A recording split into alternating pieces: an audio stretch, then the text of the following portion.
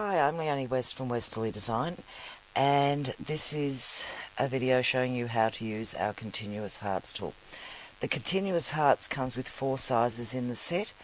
There are 2 in each piece which are joined together just by moving the template out. And so this is our 2 by 1 inch, our 3 by 1.5 inch. The measurement is the height and then the width. So it's 2 inches high and 1 inch wide. And our hearts are formed by sewing first up this side. We flip the template over, and we will now sew the opposite side. Back down to here. Flip the template again. Sew the next one and flip the template. So we're just flipping our template back and forth. This is the 2 inch heart. And you can see that we came up, stopped here, flipped the template around, stopped at the bottom, flipped the template up to the top again, and flipped the template. There is a reference line across the base of the tool, and that reference line we line up with our border or a line that we've marked on the quilt. So I'm going to sew the 3 by 1.5 inch on the next line. And I've just marked the line there. I wanted to start here, and the only reason for that is it's where I started the one before. So we'll bring our threads up. Make sure we line our reference line up. Put the foot in place. Lower the needle. Hang on to the tails. We're now going to sew up to here.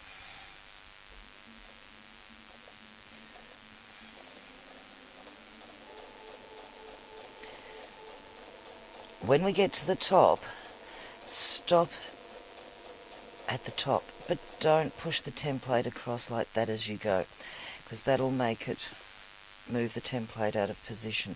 Stop at the top. Line up the reference line again. Now, I'm going to have my hand over here so you can see what I'm doing, which is probably not the most comfortable position to be moving the quilt from, but it makes it possible you can see how I'm sewing this. When I get to the bottom, I'll stop again. Flip the template over. Line up the reference line and sew back to the top. If you want, you could have the smaller template taped into here, which would give you the complete template to hold if you like. I actually like having these little notches and nicks around the place. It gives me a little bit of extra purchase for my fingers to sit in. When I put this template on again and sew the next one, I'm just going to show you what you need to be sure of. I've deliberately stopped just short of where that meets. If you have a look at where the template lines up here, it's telling me that it's going to sew away from where I want it to be. So if you do that, you can just make an extra stitch in here, might be 2, because we need that template to give us a 1/4 inch here. If you've gone too far, your template may be sitting over here, which means you're going to overlap. And if you want to do that, could give you an interesting look for your hearts to have them overlapping. But we want it to come just down the side of that one. We touch down the bottom again. I'll just turn it back so I'm in the correct position for sewing it. And we're going to do the next one.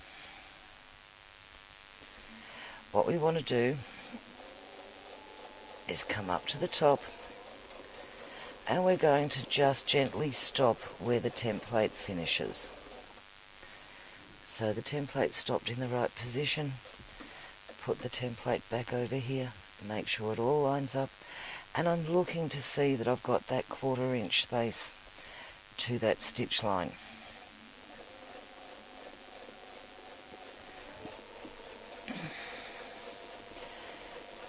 It takes 2 passes over to get you a heart showing. Don't expect to see a heart when you sew the first one. You're going to get half of the section. And we'll stop at the top again. We need to use our templates as a guide. We don't need to push the template hard up against the foot when we come to our stop points. And I just added an extra stitch there because I could see that this was going to sit too far away. Stop at the bottom. So it's just a matter of flipping the template, lining it up on the reference line and stitching.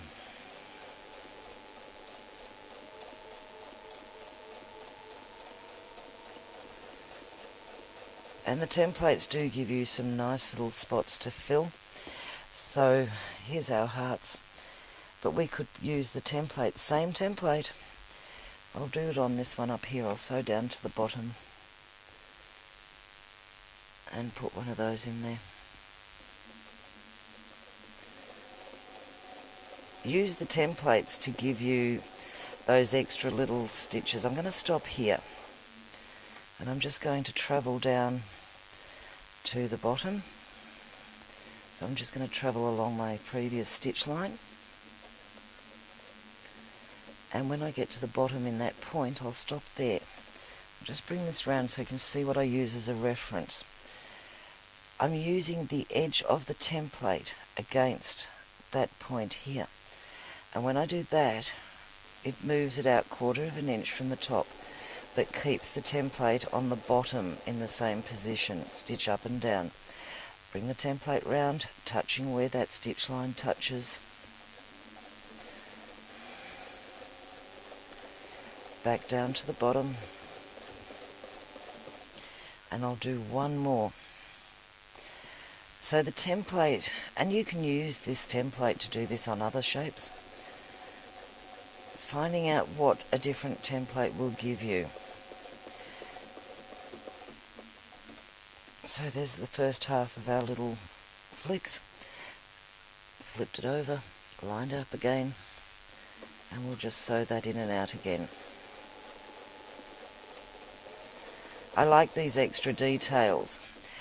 In this case it will mean that I will be cutting off the threads and sewing in the ends at that point to do this.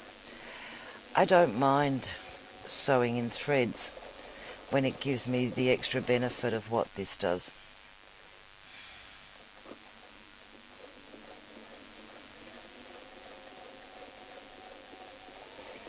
And back down again.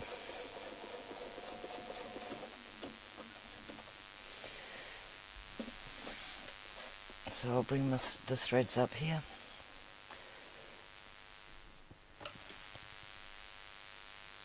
It's only a sample so I can cut those off.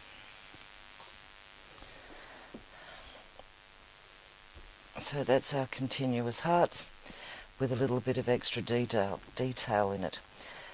I did the same thing using it here, and I would do the same on this one so the pairs match. And this one here I did the same thing, but moved my stitches all the way across and to the top, just for another effect. So I hope you enjoy using our continuous heart templates.